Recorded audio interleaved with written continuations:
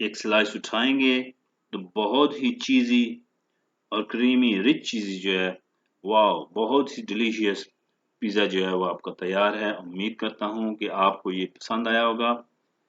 फिर भी अगर आपको कोई चीज़ मिस है या आपको समझ नहीं आया तो आप मुझे कमेंट करें, मैं इंशाल्लाह आपको बताऊंगा कि आपने पिज़्ज़ा कैसे बनाना है, और आपने ये ट्राई करना है और मुझे बताना है कि आपने इसको कैसा बनाया है।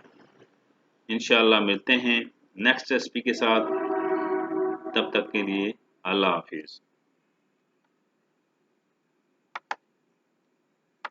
सबसे पहले हम डो को बेल लेंगे, अच्छी तरह से बेलेंगे इसको चारों तरफ से, हर तरफ से, ताकि बराबर हो, कहीं से मोटी या पतली ना हो। इसको बेलने के बाद हम इसमें सांचा लेंगे और सांचे के नीचे आप तेल लगा लें या जो भी है, घी है आपके पास तो घी लगा लें, और फिर इसके ऊपर ये जो बेला था आपने रोटी को उसके अंदर डाल दें, अच्छी तरह से इसके सांचे के अंदर लगा दें, और फिर इसके ऊपर ये बेलन चलाएंगे हम सांचे के ऊपर, तो जो साइडों पे एक्स्ट्रा रोटी है या जो आटा है वो उतर जाएगा। अब एक कांटे के साथ हम इसमें छोटे छोटे सुराख करेंगे ताकि जब ये ओवन के अंदर लगाएं तो नीचे से स्टीम आए और ये अच्छी तरह से पक जाए। अब ये गार्निश है, कैप्सिकम है, प्याज है, और ये टमाटो कनकोजी है, और ये चीज़ है मोज़रेला और चेडर मिक्स है, और ये चिकन है ग्रिल किया हुआ। तो चलिए सबसे पहले हम नीचे लगाएंगे इसके टमाटो कनकोजी।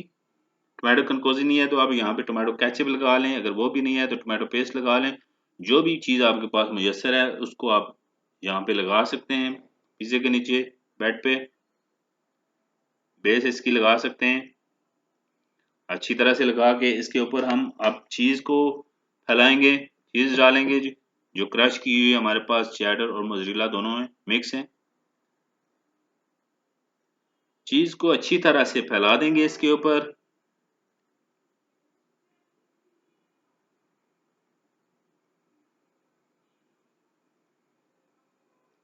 जब चीज़ अच्छी तरह से फैला देंगे तो उसके बाद हम इसके ऊपर चिकन डालेंगे जो ग्रिल किया हुआ है, चॉप किया हुआ है, कट किया हुआ हमारे पास पड़ा हुआ है।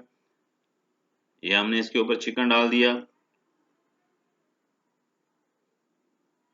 उसके बाद हम इसके ऊपर टॉपिंग करेंगे इसकी कैप्सिकम की, प्याज की, ये गार्निश डालेंगे इसके ऊपर,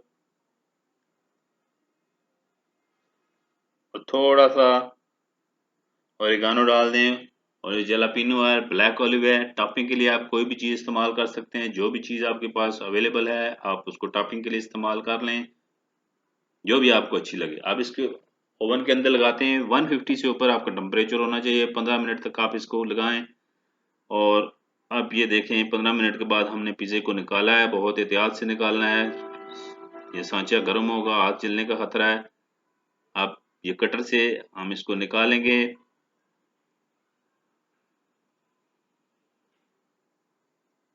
और इस तरह हम इसको 8 स्लाइस करेंगे।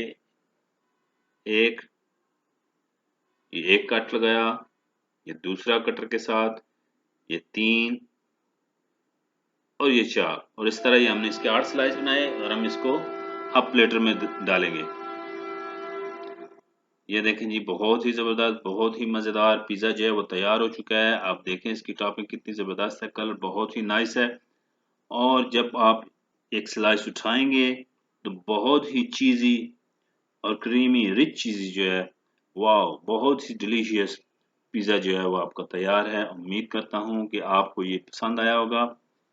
फिर भी अगर आपको कोई चीज़ मिस है या आपको समझ नहीं आया तो आप मुझे कमेंट करें, मैं इंशाल्लाह आपको बताऊंगा कि आपने पिज़्ज़ा कैसे बनाना है, और आपने ये ट्राई करना है और मुझे बताना है कि आपने इसको कैसा बनाया है।